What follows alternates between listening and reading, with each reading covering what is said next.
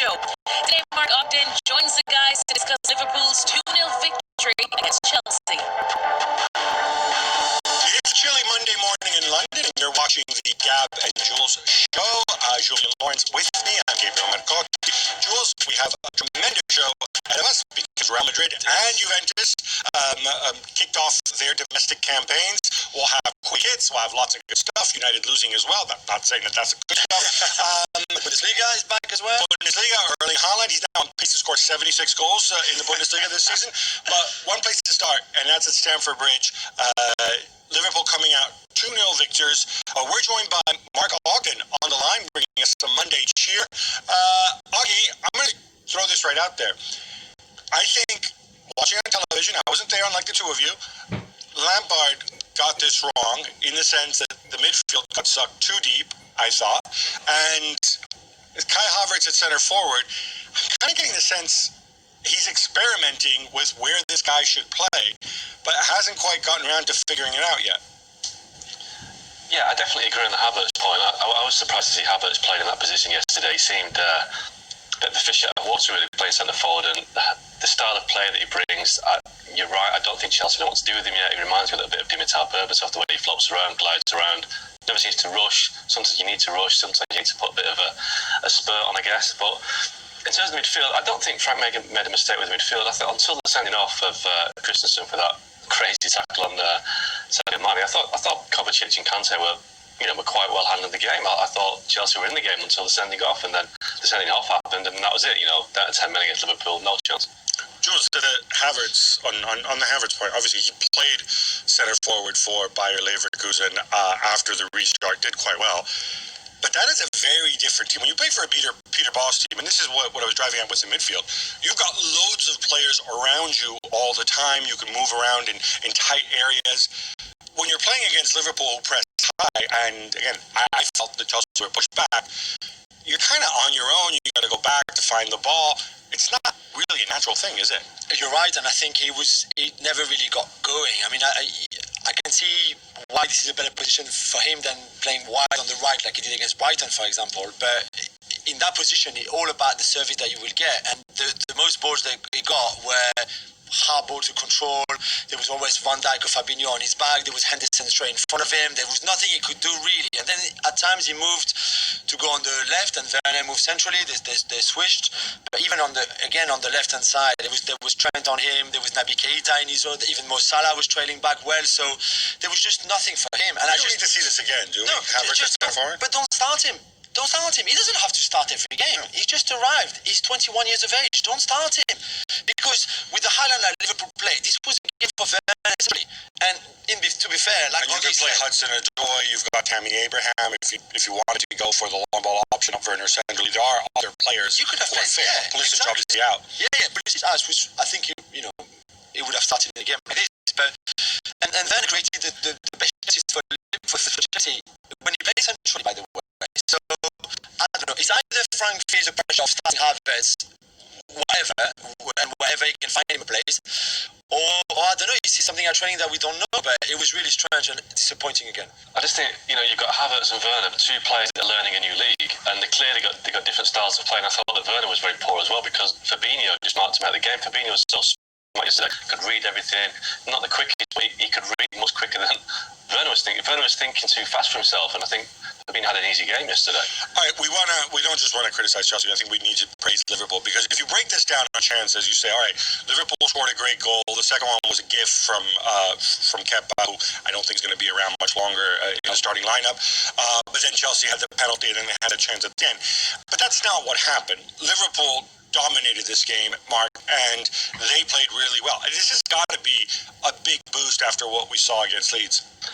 I think the real Liverpool is probably what we saw at Chelsea yesterday. Leeds was an early game, first game of the season, bit of rust here and there, but yesterday they were very commanding. I think, they certainly dominated for the second half at Chelsea, and I think that, we saw Liverpool yesterday had a different way of playing with Thiago, and the other way of playing it as well, with the ball over the top of the likes of Salah and Mane to chase. So, maybe you could say the big test to Liverpool, the big one that will test where they are is the Arsenal game a week on Monday, which will say that, look, this is the top of the table clash. This would be a better idea of where they're at compared to Leeds or Chelsea. But I do think that, to suggest that Liverpool were on the wobble after a fairly unconvincing win against Leeds is probably overstating it. Not sure about this idea that Arsenal are somehow a tougher test than Chelsea, but hey, Jota and Thiago Alcantara coming on, are now part of this team. What do we expect? How do you see their impact this season? What do they give them? I mean, and Thiago, it's just yesterday was a case in point what Thiago brings. I just thought it was like flicking a switch that 1 minute Liverpool can play the way they played for the last 2 or 3 seasons, and then Thiago comes on, and it was almost like watching Man City play, the way that they controlled the ball, that they could move the ball around. Thiago was the hub of everything, and it was a slow-paced build-up like the first goal that Mane scored. It was just a different way Liverpool were playing, so Thiago gives them more unpredictability and just different depth. Jota was a surprise. Jota, for me, it will obviously not start as many games as he probably wanted. They would have started at Wolves, but maybe it's a sign that Origi's days are numbered at Liverpool, that they can't accommodate 5 forwards. So I think that whether Origi or Minamino have to accept less time, I just think Jota comes in as a full choice striker. Jules, were you as impressed with Thiago? Yeah. Against 10 men. It doesn't matter. 2-0 up. No, but what struck me the most was he'd been there 2 minutes and he was already commanding everyone. He was talking so much, and I put this on Twitter and people said, "Oh yeah, a player talking to another player, blah blah blah." No, people who support other teams than Liverpool, especially rivals. Trent Alexander-Arnold doesn't talk as much as Thiago did in that 45 minutes yesterday. Mo Salah neither. He was already going, do this, do that. You could see him, and Augie said the same. You could see him with his arms and this and that, and already it was fantastic. I think. Plus the technical ability, it's a great signing, which we knew. I think undoubtedly against teams that end up defending deep the way Chelsea found themselves or were forced to do. I think Thiago is a guy who can unlock those situations.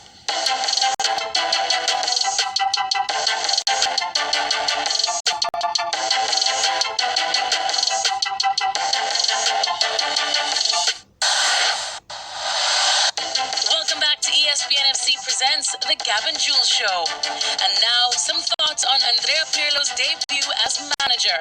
Here's Gab and Juls. Andrea Pirlo made his managerial debut for Juventus, a resounding 3-0 win against Sampdoria. The old Fox, Claudio Ranieri, went and played the 4-5-1, packed the box. Yeah. The game kind of unfolded the way we expected, with Juve's short passing game and 1-2s. Were you impressed? It was good. I thought it was really good. I mean, it's not perfect. It didn't look like Juve, though, did it? Yeah, I mean, first of all, he looked so dapper in his suit, and I thought he looked a bit stressed at first when I saw him coming out for kickoff. I thought after what you said in the last show and his thesis and all of that, and you know him as a player, I just thought it's exactly what I was expecting, really. And the passing, I thought McKennie did extremely well in that position, which is a bit the Pirlo position without the technicality that Pirlo has. He was praised to high heaven for not just his work rate and intensity, which you knew was going to come, right? You're the young guy in there, you're going to bust a gut, but for his intelligence, how quickly. I mean, I had a chance to speak to somebody on Pirlo's staff, and he said this kid picks everything up from day one, and what they were asked to do was actually pretty sophisticated. He later moved to wing back. He did that seamlessly. I don't know if he's going to start every single game, but I thought him a valuable addition. Yeah, and him and Rabiot, the way they play together, complement each other so well that I think there would be a point that maybe they show their limit together, but certainly on the game yesterday, and I don't think Sampdoria until the last 20 minutes of the game were very good anyway, but I think they bossed that midfield so easily, bringing something different. And then Ramsey, when he plays like that, especially in the second half, is a valuable asset to have. The ball he lays on for Ronaldo is a great ball. His activity is good. The intensity is good. He will do a lot of running for you if he can stay fit. I'm not saying he would play every game, but like this, I can see what Pirlo liked, what he saw from Ramsey. So I watched the game on television, and then as you know, in Italy, we love our sort of tactical breakdowns and circle activities. And the formation that they played was that they showed this very clearly. It's a 3-4-2-1 when they attack. When obviously Paulo Dybala, there's no Paulo Dybala, there's no center forward, Edin Dzeko most likely at this point. And you had Cristiano with Kulusevski, and then Ramsey was kind of the third player. Sometimes he was the furthest forward. They formed an attacking triangle. It was 3-4-2-1 when they attacked, and then when they defended, it was interesting because the left wing back, who's this kid from Rotterdam making only his second start, he moved to left back. Danilo slid across to right back, and it became a 4-4-2 because Ramsey ran all the way back and played as a left-sided midfielder, which, again, I thought, man, this is pretty sophisticated stuff to be doing. Yeah, especially for the first game. What I thought watching that was like, okay, when you play Dzeko up front on his own, and then Cristiano and Dybala behind, I guess that's the idea, right? When everybody's fit. But then no one of those three will be able to do what Ramsey did. So it's either he will sacrifice a bit of that, Pirlo that is, or you play your best front three possible because Dzeko, Dybala, and then that'll be really interesting to see if he does that, because I mean you also have Bernardeschi if he doesn't move, who can do that. Douglas Costa, theoretically, if he's still around, can do that, but we're all in agreement. You don't want to ask Dybala to do that. Cristiano obviously can't do that. Kulusevski possibly could. Yeah, maybe, yeah. Kulusevski, I thought, had a brilliant game goal as well. It's a lovely goal. That was so nicely taken.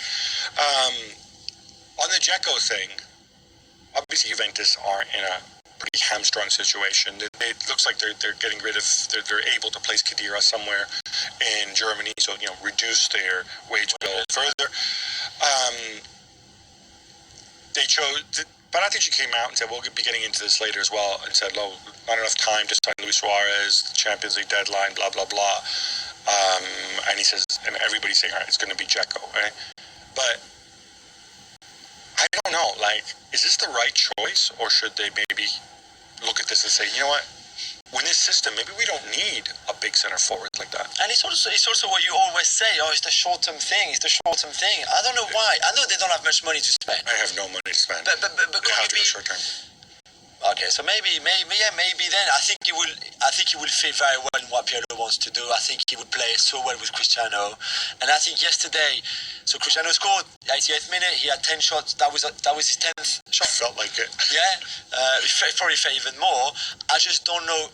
I don't think Cristiano can play on his own up front like this against the big teams in the Champions League, and I think that's the limit. And I think that's what Dzeko comes in.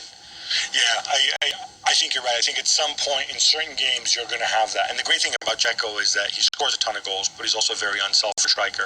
He brings other players in. That's a side of his game that really develops. But the issue is, in a year's time, when Cristiano is 36 and Dzeko will be 35, then you need to rethink all over again. Maybe they will have more money, or they're hoping to have more money for that, but... Do you see what I mean? For me, it's like just you have a problem and you just delay the problem for another year. Jules, this is what they've been doing. Yeah, this is what they've been doing the last 4 years. All these free signings, free transfers, which weren't free. I mean, this is the reality, right? In a year's time, Chiellini's going to be 1 million years old. Yeah, true. But obviously, look, this is still evolving. We haven't seen Archer yet. What he can bring, where he fits in. De Ligt is out until November. Yeah. He'll come back. I think it is pretty exciting. I'm more excited about Juve, I think, than I have been, and probably since Conte's first season. Yeah.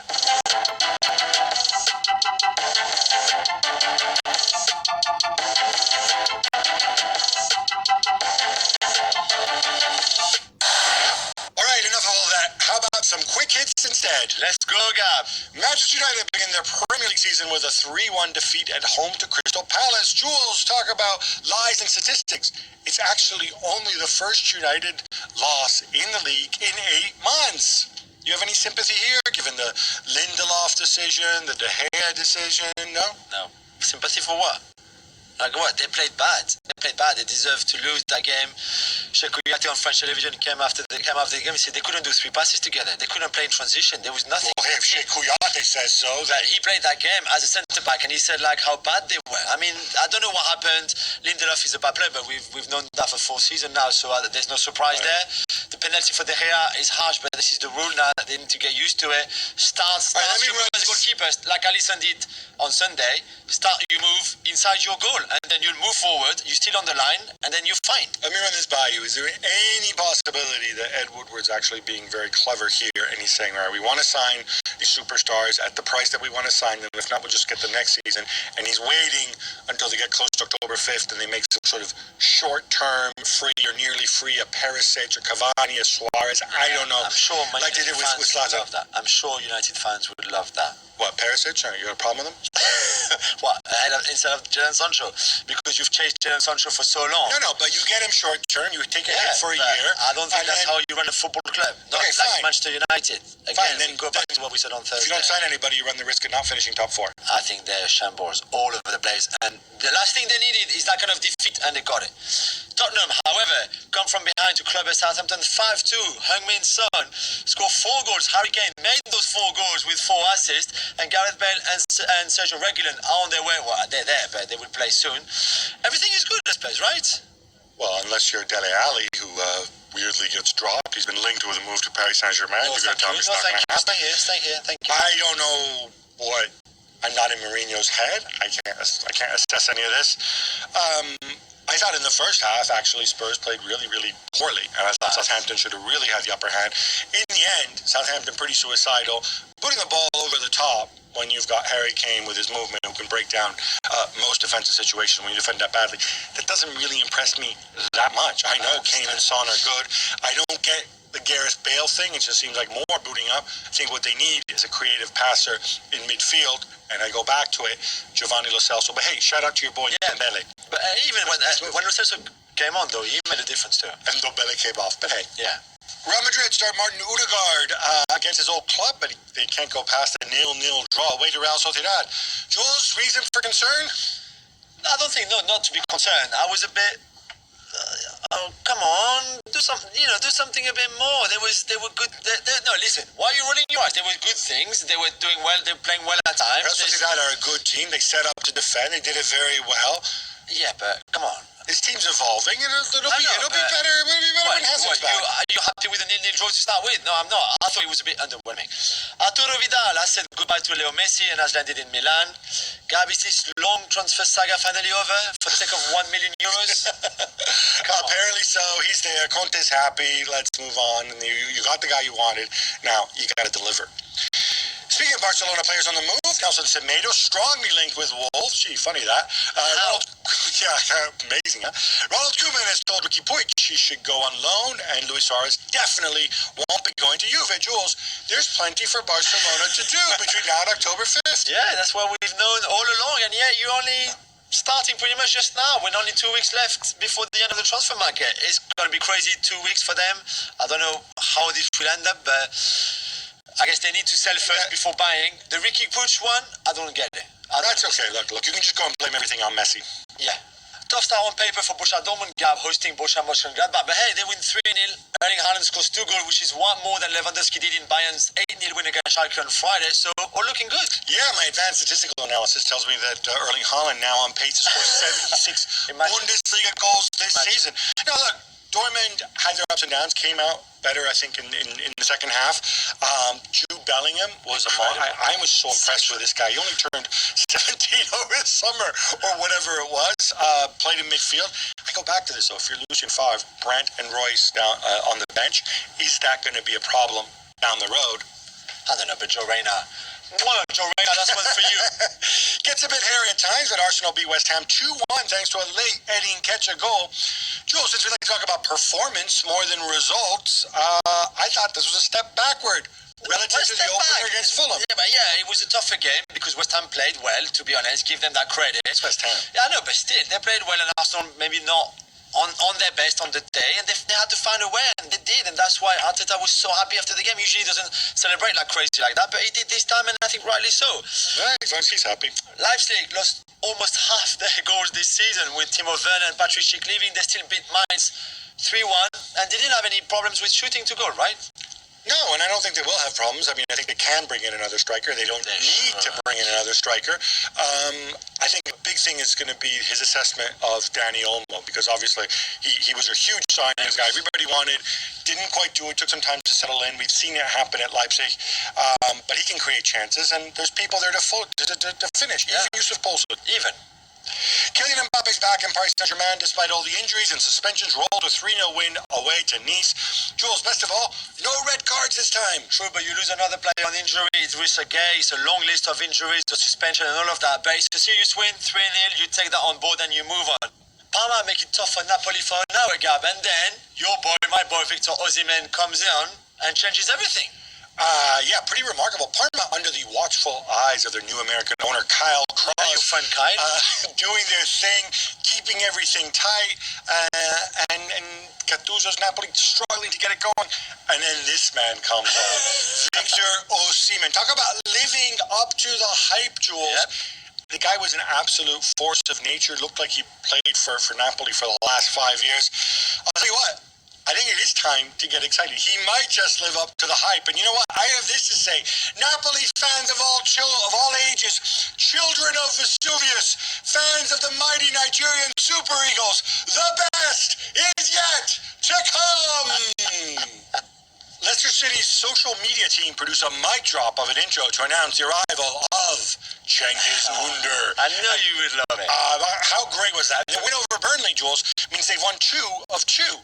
Jules, who's best placed to burst into the top 6? Leicester or Everton, who incidentally also lit it up against West Brom? Yeah, I think they're neck and neck. Really, I would say Leicester because I think they've got maybe not Leicester. I'll go for Everton. There you go. Your love for Hamas shines through. Pep Guardiola City play Monday night, so tonight when we record this against Wolves, but Gab, he's annoyed that the Premier League, unlike most of other European leagues, have decided to go back on having 5 subs and just go back to 3, the normal ones. And he said the argument that he favours the top 5 or 6 is because the people who say this don't understand anything. Really? I know you're on board with that, probably. Yeah. I'm not. I think it's a disgrace. What he says, totally, and the 5 sub rule. He's completely correct. He's not. And people and look, I don't want to reopen this whole can of worms, but first of all, players' health is the single most important thing. And we've seen players in meaningless games just this weekend stay on the pitch when their teams are 5-2 up or 5-2 down and they can't come off because you've used your 3 subs. It's just stupid. And it's going to get even dumber as the season progresses. The argument is not that. The argument is, does it favour the top 5 or 6? And the argument is yes. It does not, because all that matters is a difference in quality between the guys who come on and the guys who start. It's not simply because the guys who come on are really good, because the starters are really good. It simply depends how your team is constructed. That is so not true. Oh my God! All right. Oh my God! If you bring De Bruyne, Aguero, Gabriel Jesus, Bernardo Silva, because those guys are normally on the bench, right? De Bruyne, Aguero. It doesn't matter if they're on your bench and you bring them on. Surely, when you have that depth in your squad, that helps you, right? Who has the most depth in their squad? The top 6 teams or the bottom 6 teams? It's not an issue of depth. It's an issue of gap between the people who start and the people who are on the bench. Now, what's your depth of squad? What's the definition of having a depth in your squad? That your subs are almost as good as your starters, right? That's having depth in your squad, right? Possibly, but when your starters are so much better. That's the definition. I'm sorry, De Bruyne is a hell of a lot better than anybody that's sitting here bringing off the bench. Yeah, right? but the guy you bring on the bench is better than you, than anybody else. Yeah. Whereas someone else can have on the bench. The other team, and I have a mediocre guy starting and a mediocre guy on the bench, which is actually often what happens with newly promoted guys in the same position. Yeah. When I bring the guy from the bench, nothing changes other than the fact that he's fresh. Whereas when I take De Bruyne off and I put on Gundogan, I'm bringing on, a fresher player, but a substantially worse player than Kevin De Bruyne. But still a very good player. He's still a very good player. Substantially worse than Kevin De Bruyne. It doesn't matter. He's still a very good player. All right, we're going to leave it there.